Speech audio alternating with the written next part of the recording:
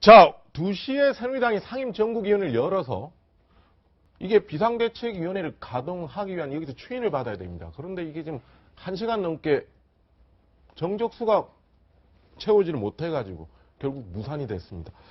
참, 최영우 편장, 이게 결국 그렇다면 임명진 비대위는 사장이 현재로서는 무산돼 버린 거 아닙니까? 출범 자체를 못한 거죠. 네. 왜냐하면 상임전국위원회 위원들이 52명인데, 그러니까 최소한도 27명은 있어야 이 회의가 성립되는 거거든요.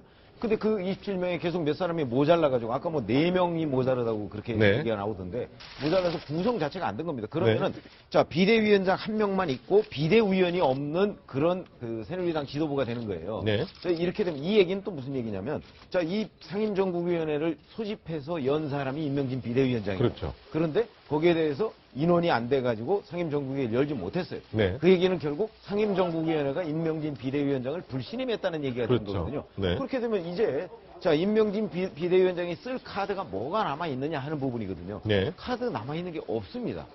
지금 당원당규상에 아무리 말이 봐도. 본인이 물러나는. 그러니까 본인이 쓸만한 카드는, 그러니까 이게 물러나는 건 사실 카드가 아니고 일종의 자해 카드인데, 네. 그거밖에 없는 거거든요. 그렇게 보면 결국은 오늘로서 이 비대위원장이라는 것을 임명진 비대위원장이 아마 던지는 카드 외에는 본인이 뭐 할 수 있는 선택의 여지가 없다. 저는 그렇게 보고 있습니다. 자, 조금 전에 상임전국위원회 어수선한 상황 한번 보겠습니다.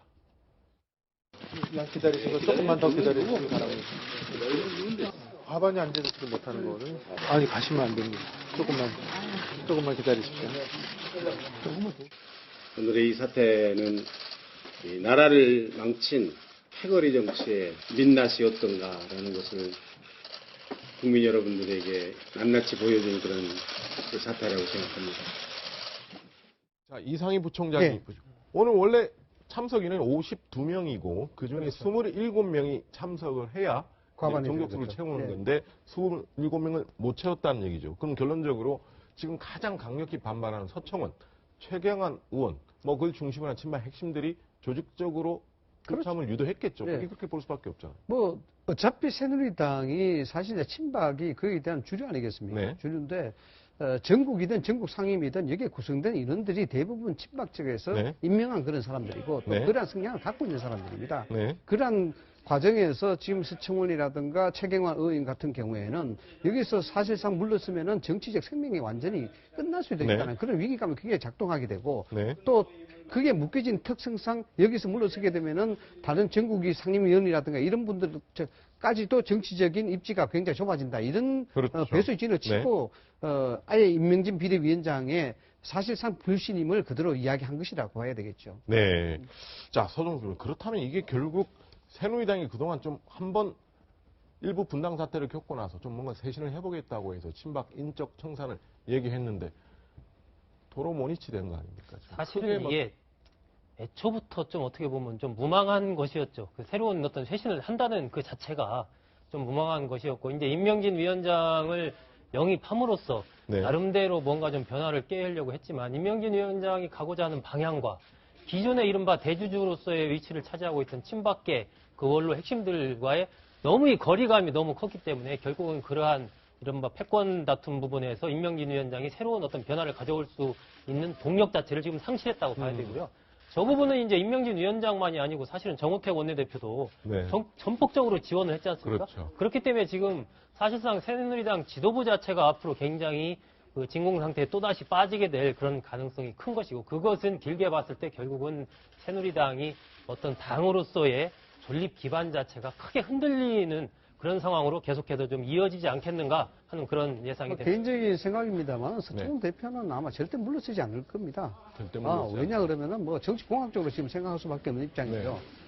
어떤 형태든지 소위 뭐 청명해 주거나 한식이 주거나 죽는 건 마찬가지다. 이런 논리가 대두가 될 수 있고요. 그 다음에 대선에 대한 영향입니다. 네. 대선에 대한 영향이 뭐냐 그러면은 서청원 전 대표 같은 경우 YS계입니다. YS계가 있고 또 충청권입니다. 네. 여기에 대해서 당의 직속적인 그러니까 직계만 좀 남는다 하더라도 향후 대선에서는 충분한 지분을 가지고 움직일 수 있기 때문에 여기서 공학적으로 생각한다면 절대 물러날 그런 절대 상황. 물러나진 않는다. 저는 좀 생각이 다른데요. 네. 왜 그러냐면, 자, 뭐, 충청권이다가 뭐 이렇게 얘기를 해도 서청원 의원이 지금 어느 당에 가도 새누리당에 남아도 또는 가서 예를 들어서 뭐 반기문 전 총장과 뭐 함께 뭘 한다고 그러더라도 다 이렇게 환영할 곳이 별로 없거든요. 네. 그런 점에서 보면 자 서청원 의원이 여기서 적당한 정도로 선택을 하지 않고 네. 본인이 나는 끝까지 뭔가 살아야 되겠다라고 하면은 서청원 의원이 몸담고 있는 새누리당이 결국은 죽게 되는 모양새를 취할 수밖에 없는 것이다. 왜 그러면 결국 국민들이 평가하는 거 아니겠습니까? 네. 자, 국민들이 이제 서청원, 최경환 의원 정도가 만약에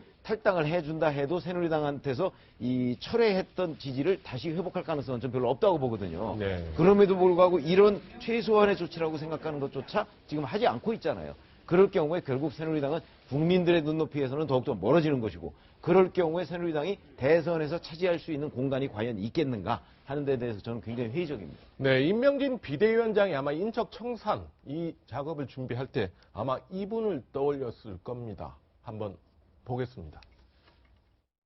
박근혜 정부의 성공을 위해서 몸을 불살르겠다고 하는 사람들이 경중의 차이는 있지만 스스로 그나 책임져야지.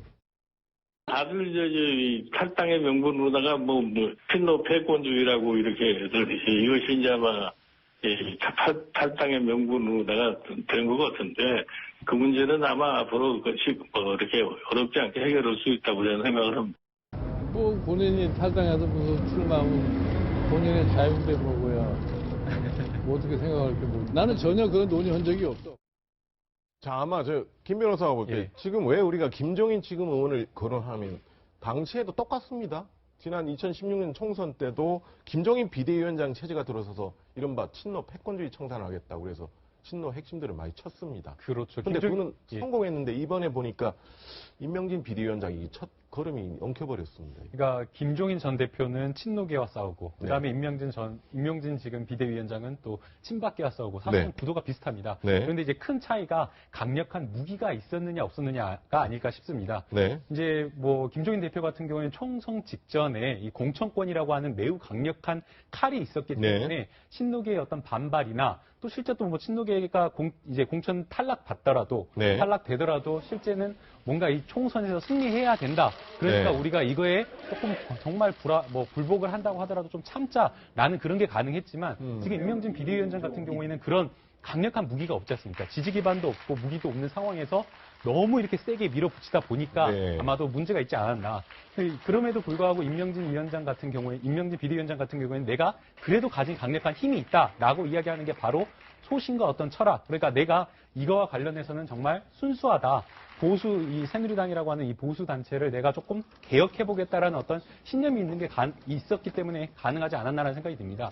이거와 네. 관련해서 이제 정용기 이제 원내수석 대변인이 그런 이야기를 했습니다. 실제 이제 뭐 임명진 위원장이 새누리당에서 수락 연설을 하면서 이 연설문 원고를 가져와서 읽어줬답니다. 근데 그 읽어줬는데 거기에 문구가 이런 게 하나 들어갔답니다.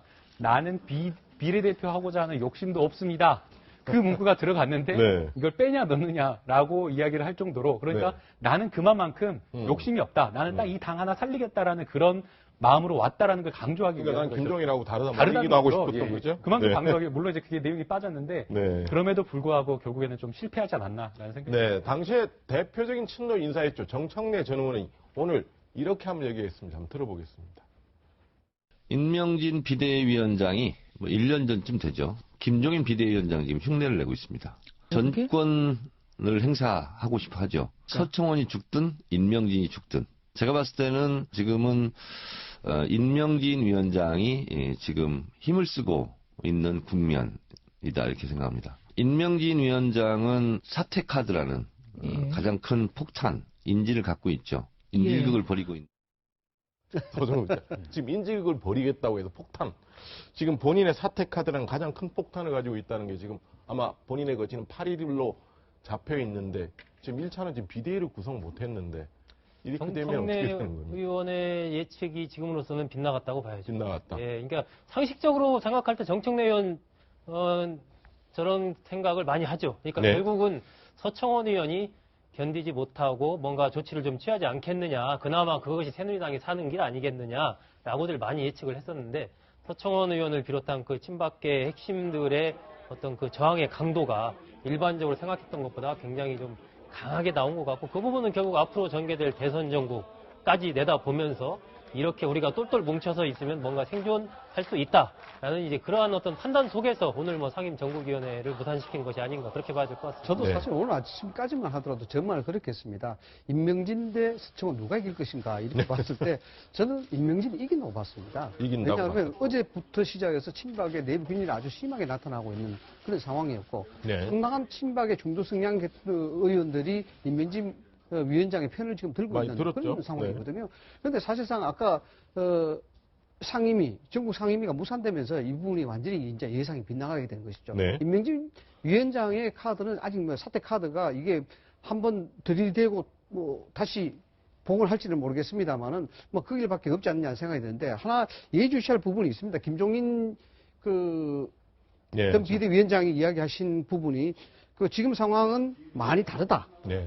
그래서 임명진 명사가 힘들 것이다. 이렇게 이야기하거든요. 이 상황이라는 데 부분에 우리가 어디 좀 역술인 찾아볼 수 같은 있을 거예요. 이 상황이라는 게 그 당시 김종인 비대위 체제에서는 내부 헤게모니였습니다. 내부 헤게모니에 있어서 친노에 대한 부분을 처리하는 그런 과정이었고, 그러니까 충분히 정치적으로 복원할 수 있는 그 가능성이 있었고요. 지금 새누리당의 입장으로서는 이게 외부적 충격이 더 크다는 거예요. 네. 국민들로부터 지탄을 받고 있는 그렇죠. 그런 상황이거든요. 촛불 집회라는 것이 생겼고, 또 그러게 돼서 당이 존폐 위기까지 그런 상황이 네. 있기 때문에 여기서 인적 생산에 대한 경중 자체가 다르다는 겁니다. 네. 그래서 임명진 비대위원장이 새누리당이 인적 청산을 하게 되면 정치 생명이 완전히 없어질 수 있는 그런 상황이기 때문에 그 상황 자체가 다르다. 네. 이렇게 이야기하는 게 아닌가. 그렇죠. 그러나 이제 임명진 비대위원장이 얘기한 게 오늘까지가 시한이고 네. 본인은 기자회견은 8일로 잡았죠. 그럼 이틀 남았지 않습니까?